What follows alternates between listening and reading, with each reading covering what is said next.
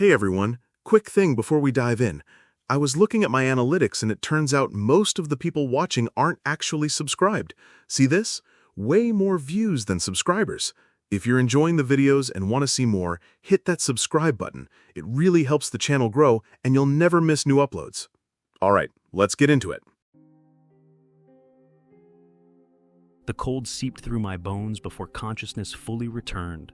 Stone pressed against my cheek, rough-hewn and ancient. I rolled onto my back, every muscle protesting.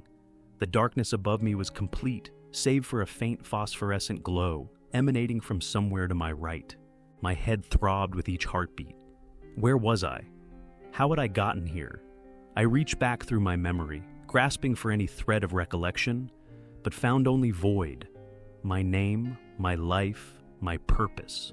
All of it had been stripped away. I sat up slowly, fighting nausea. The chamber around me was small, perhaps 10 feet square, with walls hand-carved from living rock. Behind me, the wall was solid and seamless. No door, no crack, no indication of an entrance. Ahead of me stood a heavy wooden door, its iron hinges black with age, and beside it, the source of the glow. A stone pedestal rose from the floor like a monument. Atop it sat a brass nameplate that gleamed despite the dim light, and beneath that, a worn leather knapsack. I approached on unsteady legs, my bare feet silent on the cold stone. The nameplate bore a single word, etched in precise letters: K-E-L. Below it, carved directly into the pedestal's surface, was another word: Ranger. The knapsack was old but well made.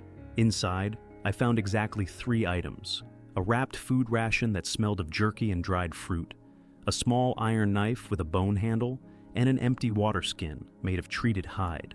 As I stood there, examining these meager possessions, a voice filled the chamber. It came from nowhere and everywhere at once, mechanical and emotionless. Retrieve the whispering chalice. Find the way out. The words echoed off the stone walls before fading into silence. I waited, hoping for more explanation, but none came. The chamber returned to its oppressive quiet, broken only by the sound of my own breathing. I slung the knapsack over my shoulder and approached the door. It opened with surprising ease, revealing a narrow corridor that stretched beyond the reach of the pedestal's faint light. The air that drifted in was stale and carried hints of decay. Before leaving, I turned back to look at the chamber one final time. The pedestal continued its gentle glow, but something had changed. Where the brass nameplate had been, only smooth stone remained. A chill ran through me that had nothing to do with temperature. I stepped through the doorway and began to walk. The corridor was longer than I'd expected, with walls that seemed to close in as I moved forward.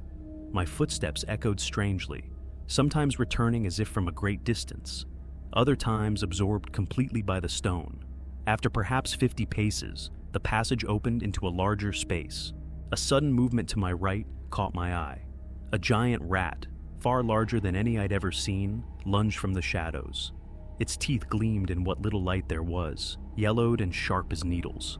I reacted purely on instinct, fumbling for the knife at my belt.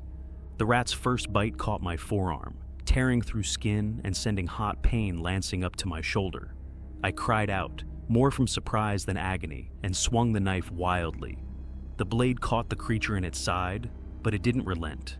It scrabbled against me, claws seeking purchase on my legs, teeth snapping from my throat.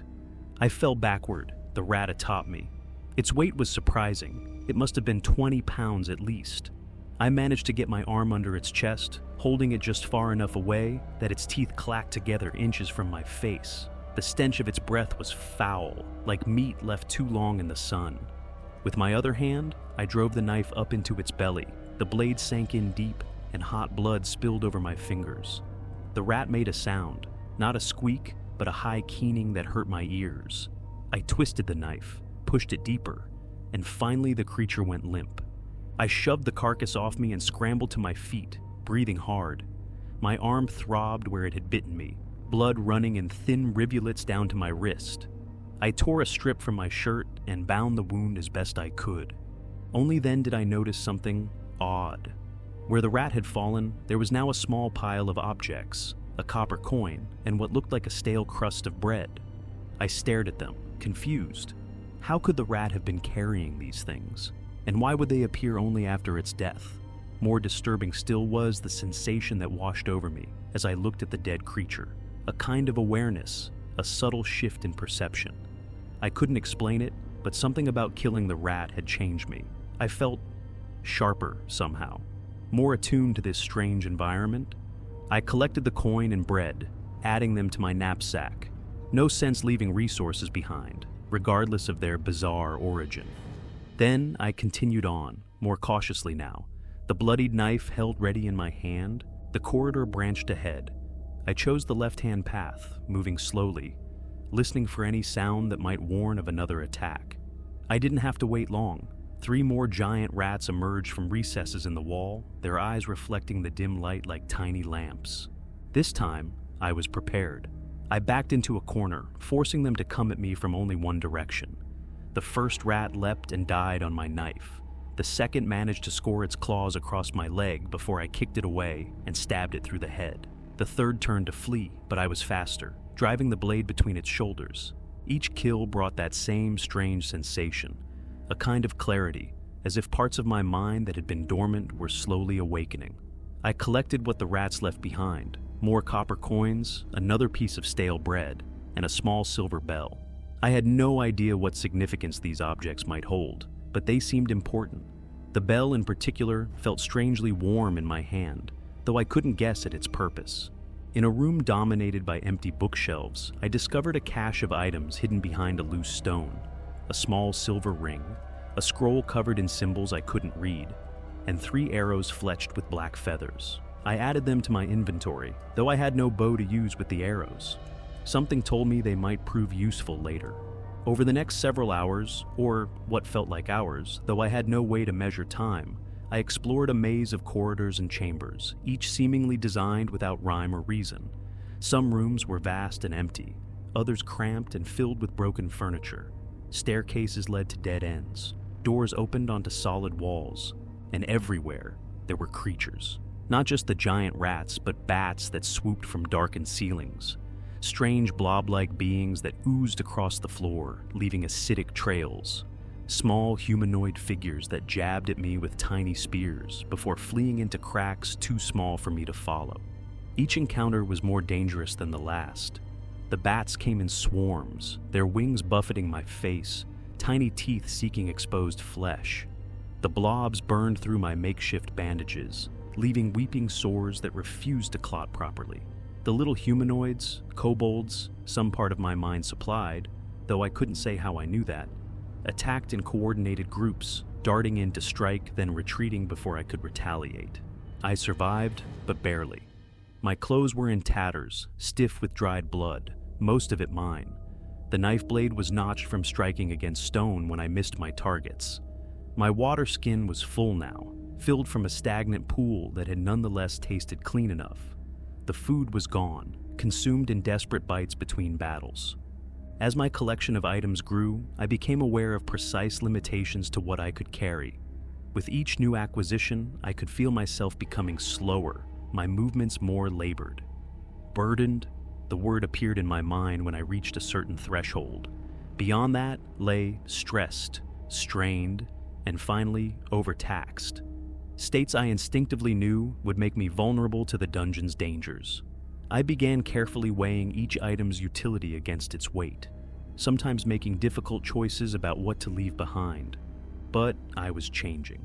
With each creature I killed, that strange awareness grew stronger. I found myself moving differently, more cautiously in some places, more aggressively in others, as if my body was learning the rules of this place, even if my mind couldn't articulate them. I found items too, though their purposes remained mysterious. A scroll covered in symbols I couldn't read. A wand of polished wood that hummed faintly when I held it. A ring made of some dull metal that seemed to grow warm when certain creatures were near. Most troubling, I had no idea which of these items might help me and which might harm me. The scroll could contain vital information or deadly curses.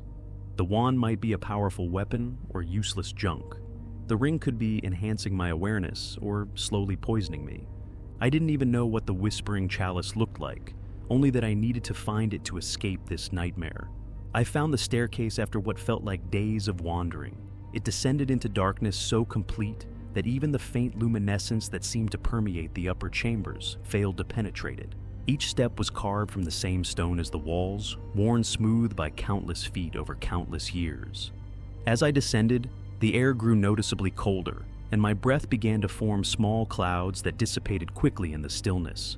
The first thing I noticed about the deeper levels was the silence. Not merely the absence of sound, but a quality of quiet that seemed to absorb even the echo of my footsteps. 20 steps down, the staircase ended at a landing with 2 passages leading off in opposite directions. I chose the right-hand path. The walls here were different. Fitted stone blocks arranged with precision, and set into the wall at shoulder height was a torch bracket that was not empty. The torch burned with a steady flame that cast dancing shadows across the stonework. It showed no signs of having been recently lit, yet it burned as if freshly ignited. I touched it tentatively and found it neither hot nor cold. The corridor led to a series of chambers that had once been living spaces. Stone beds built into walls, alcoves for personal belongings, a dining hall with long tables where plates and cups still sat in neat arrangements, though they held nothing but dust. In one of these rooms, I found signs that someone had passed this way recently. The dust on the floor was disturbed in a pattern that suggested foot traffic, and in one corner lay a small pile of food scraps, apple cores, bread crusts, the bones of small birds that hadn't yet completely dried. The discovery both comforted and unsettled me. I was not alone in this place. I had little time to contemplate what this might mean. From the shadows at the far end of the chamber emerged a figure unlike anything I'd encountered before. It stood upright like a man, but was covered in matted fur. Its head was that of a giant jackal, with eyes that gleamed with intelligence and malice. In one hand, it held a curved blade that caught the torchlight and scattered it in ruby gleams. In the other, a short bow made of dark wood. "Human," it growled, the word mangled by a mouth not meant for human speech. "You trespass. This level belongs to the gnolls." I raised my knife, acutely aware of how pathetic a weapon it was compared to the creature's sword. "I seek the whispering chalice," I said, surprised at how steady my voice sounded. The gnoll's muzzle wrinkled in what might have been a smile. "Many seek, none find. All die." It lunged forward with shocking speed. I barely managed to dodge the first swing of its blade, which whistled past my ear close enough that I felt the air displacement. The second caught me across the shoulder, slicing through cloth and skin with equal ease. Pain bloomed, hot and immediate. I backed away, trying to put furniture between us, but the gnoll simply leapt onto the table, scattering ancient plates and cups. It bounded toward me, blade raised for a killing blow. In desperation, I threw the knife. It was a wild, unaimed toss, but somehow the blade found the gnoll's throat, burying itself to the hilt. The creature's momentum carried it forward, and we crashed to the floor together, its weight driving the breath from my lungs. For a terrifying moment, we were face to face, its hot breath washing over me, yellow teeth inches from my eyes. Then the light in those eyes dimmed, and the massive body went slack. I shoved the corpse aside and lay there, gasping. The gnoll's blood soaked my already filthy clothes, thick and dark. My shoulder throbbed where its blade had cut me. I would need to bind that wound soon, or risk it becoming infected, assuming I lived long enough for infection to be a concern. When I finally managed to sit up, I noticed that the gnoll's body had undergone the same mysterious transformation as the rats and other creatures I'd killed. Where it had lain, there was now a pile of objects, a handful of silver coins, a piece of jerky that looked surprisingly fresh, the curved sword it had wielded, and a small vial filled with clear liquid. Most importantly, there was the bow, a finely crafted short bow of yew wood. My fingers tingled as I lifted it. This was a ranger's weapon, meant for someone like me. The bow felt like an extension of my arm in a way that seemed right, natural. And suddenly, the 3 black-fletched arrows I'd found earlier made perfect sense. They were meant for this weapon. I approached these items cautiously. The coins and food seemed safe enough, but the sword, bow, and vial gave me pause. The blade could be cursed or enchanted in ways I couldn't begin to guess. The liquid could be water, poison, or something stranger still. But I needed a better weapon than my thrown knife, which was still embedded in the vanished gnoll's throat. I reached for the bow, The moment my fingers closed around it, I felt a surge of something. Not power exactly, but understanding. This was a bow, crafted by Knoll bladesmiths. It was not magical or cursed, simply well made. How did I know this with such certainty? The knowledge had simply appeared in my mind the instant I touched the weapon. Emboldened, I reached for the vial. The moment I held it, I knew it contained a potion of healing, though again, I couldn't explain how I knew this. I uncorked it and drank. The liquid was cool and tasted faintly of mint. Almost immediately, the pain in my shoulder began to fade. When I checked the wound, I found it already closing, the edges knitting together before my eyes. I sat back, stunned. Not by the miraculous healing, though that was certainly shocking, but by the sudden rush of knowledge that had accompanied my contact with these items. It was as if, by killing the Knoll, I had gained not just its possessions, but some fragment of understanding about this place and its rules. Was that what had been happening with each creature I killed? Was I absorbing not just their strength, but their knowledge of this dungeon? If so, what would happen when I had killed enough of them? Would I become like them? Or something else entirely? I had no answers, only the growing certainty that I was changing, becoming something other than what I had been when I first awoke on cold stone.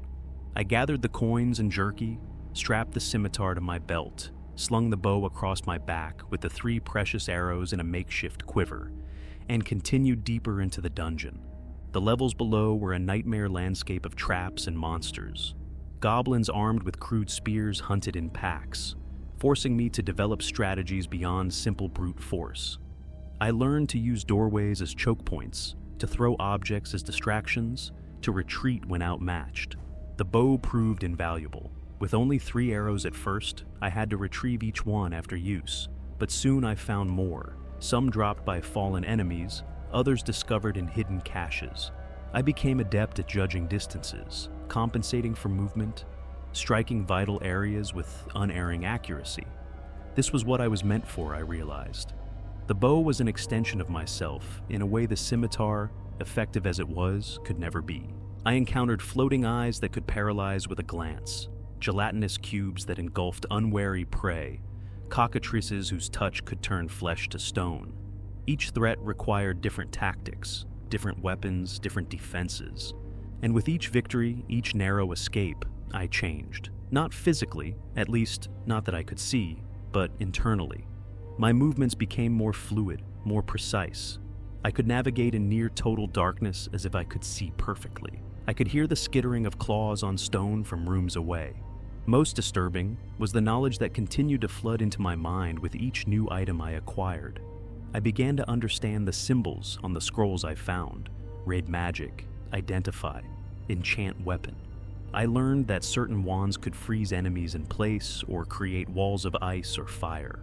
I discovered that some items were cursed and would bind themselves to the user, bringing misfortune or weakness. I found myself able to gauge exactly how much I could carry before becoming encumbered. I knew precisely how much food I needed to avoid starvation. I could estimate the remaining charges in a wand by its weight and the subtle vibrations it produced. All this knowledge came unbidden, as if I were remembering things I had never actually learned.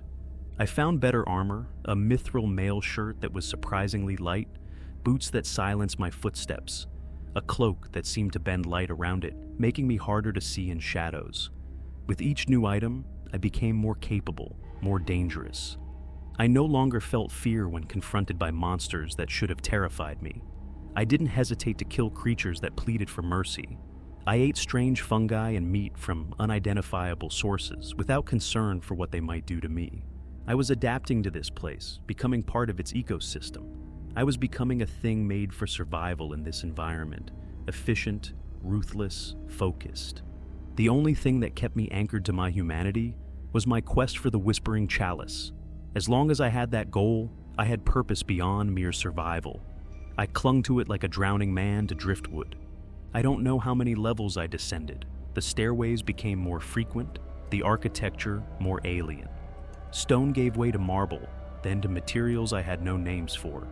The creatures became stranger.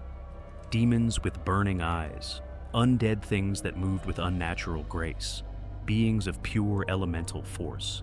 And then, In a chamber that seemed to defy physics, where water flowed upward and fire burned cold, I found it. The chamber was vast, its far walls hidden in shadow. At its center stood a pedestal, identical to the one where I had first awakened, complete down to the faint glow that emanated from its surface. But this pedestal was not empty. The whispering chalice lay upon it, gleaming with inner light. It was a simple thing, inscribed with a symbol I recognized instinctively as representing the essence of this place. It called to me, with a voice that wasn't sound, but pure concept. Take me. Complete your journey. I approached the pedestal cautiously, scanning for traps or guardians. There were none that I could detect, which made me even more suspicious. Nothing of value in this place came without cost. I reached for the chalice, and as my fingers closed around it, I became aware of a presence in the chamber.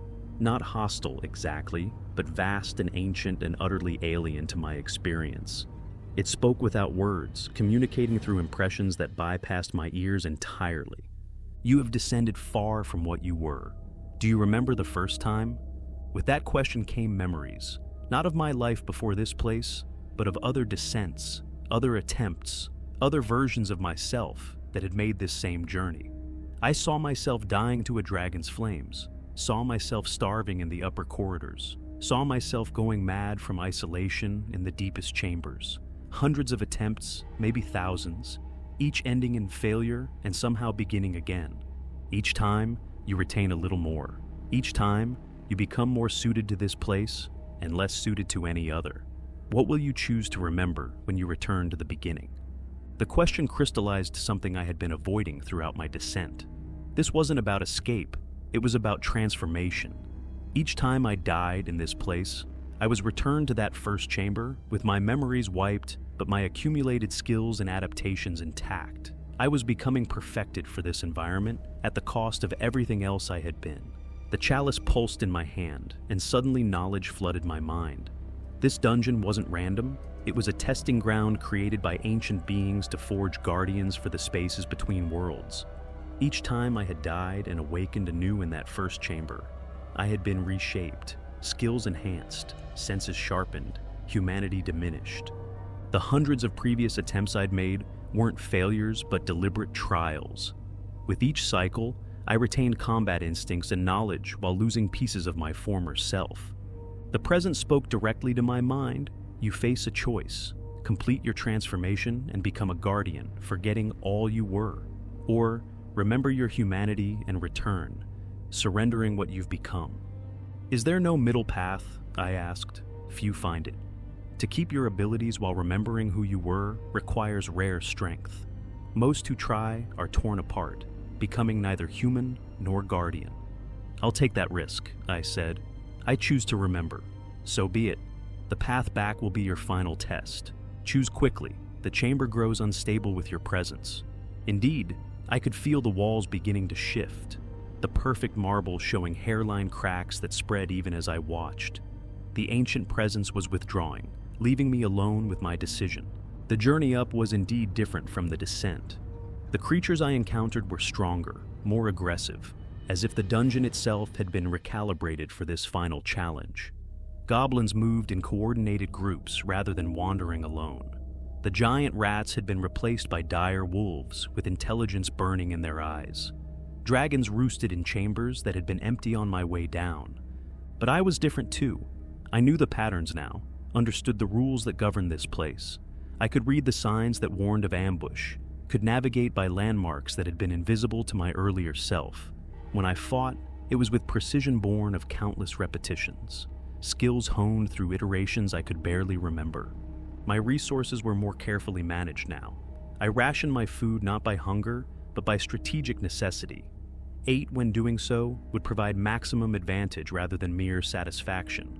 My arrows found their marks not through luck, but through calculations that factored in distance, wind resistance, target movement patterns. I had become a perfect predator for this environment. Around what I sensed was the midpoint of my ascent, I discovered something remarkable. While hiding from a particularly dangerous group of floating eyes, I felt a strange sensation wash over me. My body simply faded from view.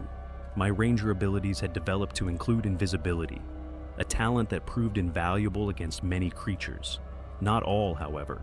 Certain monsters would track me by scent or sound, or possessed magical sight that cut through my concealment. Against a pack of mind flayers, my invisibility was useless, forcing me to seek alternate routes. In what had been an empty chamber during my descent, I discovered a strange shop had appeared. Its proprietor, a gnomish figure with spectacles perched on a bulbous nose, greeted me with a toothy grin. "Rare to see adventurers making the return journey," he remarked. His inventory was limited but precious. Healing potions, scrolls of teleportation, and even enchanted arrows that seemed to hum with magical energy.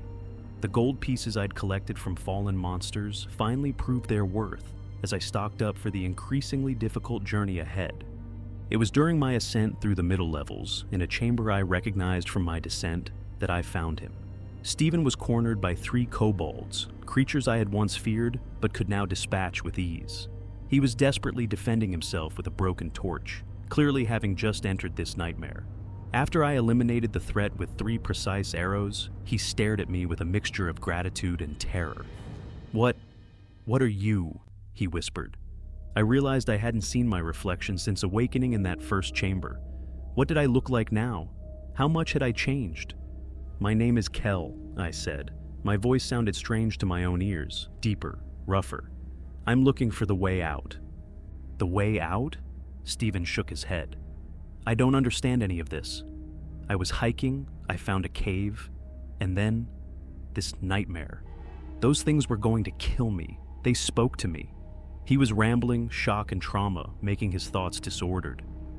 "What's your name?" I asked, trying to ground him. Stephen Dent. I'm a grad student at MIT, computer science." He looked around wildly. "Where are we? What is this place?" I had no good answer for him. "Some kind of dungeon. I don't know how either of us got here, but I know how to get out. I have the key." I showed him the chalice. "What is that?" "The Whispering Chalice. Our way home?" Stephen was in bad shape, dehydrated, exhausted, wounded in a dozen places. I gave him food and water from my supplies, helped him bandage the worst of his injuries. He kept staring at me as if I were some kind of apparition. "Your eyes," he said finally. "They're glowing." I turned away. "We should keep moving. It's not safe to stay in one place too long." Together, we continued upward through the dungeon. Stephen struggled to keep up, unaccustomed to the relentless pace I had maintained for how long? Days? Weeks? I had lost all track of time. I found myself protecting him instinctively, moving to put my body between him and danger, pulling him back from traps I could sense but he could not see.